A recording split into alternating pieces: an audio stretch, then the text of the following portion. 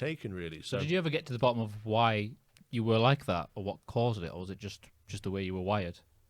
For me, At the I think there's different aspects to lots of depressions. I think for me, I think some of them can be caused by quite sort of behavioural ways in terms of what you're eating or where you are in situations. Others can be caused maybe by external factors, maybe more short-term ones, things like grief, sort of maybe poor relationships and things where you Stockholm syndrome type stuff. But for me, I think it's always been a chemical aspect. It very much came in from the very change of puberty as you're going through that change. Just the way And you were wired. I just don't think I've always just produced enough of that really happiness, feeling, if you like. So I am on medication these days. It's something I did hold back on for a long period.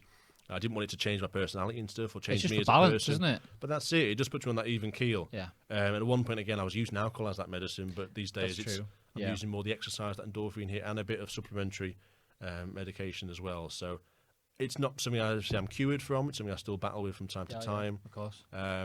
So coming to the bottom of it, I think it's just acceptance, really, accepting the fact that that's me, that's something I just live with and I deal with, and I know how to sort of deal with better these days and how to cope better, rather than sort of really drinking myself into obscurity. So did you document any of this? Were you write any of this stuff down?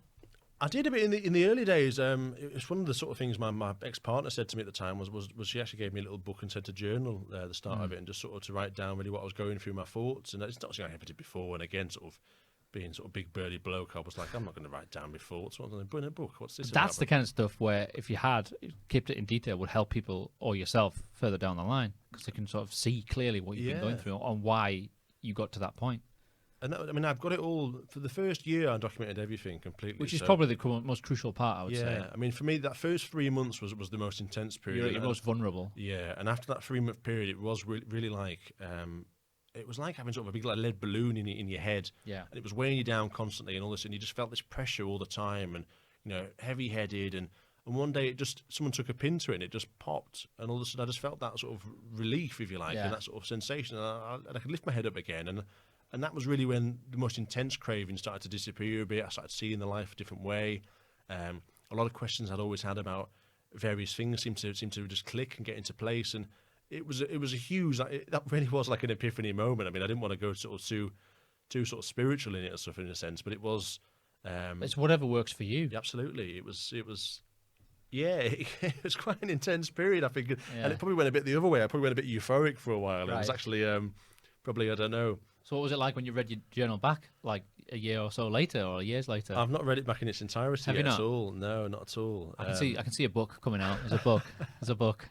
Oh, we'll see. I mean, but surely that would be the basis of if you were talking to people about any of this. Surely your diary, your journal would have some key moments in it that you think, that was a key moment, and I'm glad I recorded that. Yeah, I'd hope so. I mean, again, that's half the reason I do share it is really just the fact that if I can help someone else by sharing my struggles, then it makes my struggles more worthwhile. And really, I do share quite often still on my social media and stuff about some of these difficulties. And it's not so much me struggling on that day now. It's more me looking back all the time. I remember this struggle. Exactly, yeah. And talking about where I was and the difference from what it was, sort of thing. So I do feel in quite a strong position these days. And I feel as if I know if I am having a bad particular day and how to manage it better. And again, and obviously I'm still sort of clean and sober, that sort of way as well. But yeah, certainly looking back on the sort of journal entries and things could be helpful in the future. And who knows if I am given the opportunity to write a book at some point, which would be a great privilege, then yeah. Have you put many photos of your old self on there? What you used to look like? There'll be some on there. Yeah, there'll be some on the Instagram side of things. Yeah, I've got them on there. Especially there's a little highlight there on that said there's my journey, which shows. Oh yes, I did see that. Some of the old pictures on there. So again, it's as much a sort of mental change as it was physical. I mean, again, sometimes these things you can't see much of a change in people. Sometimes it can be quite internal, but. For me, it's two different people. Yours was both, wasn't it? It's two different people, honestly. You were changed inside and out. Yeah, I mean, I think my mum certainly says, she looks at me sometimes, just doesn't even recognise me looking back on the... Yeah, but she must be proud of you now, though. Oh, completely, bud. Completely, yeah. And likewise, I'm happy that I can be sort of a better person for friends and family now as well. I'm more sort of accountable. I'm more reliable. Yeah. You're you.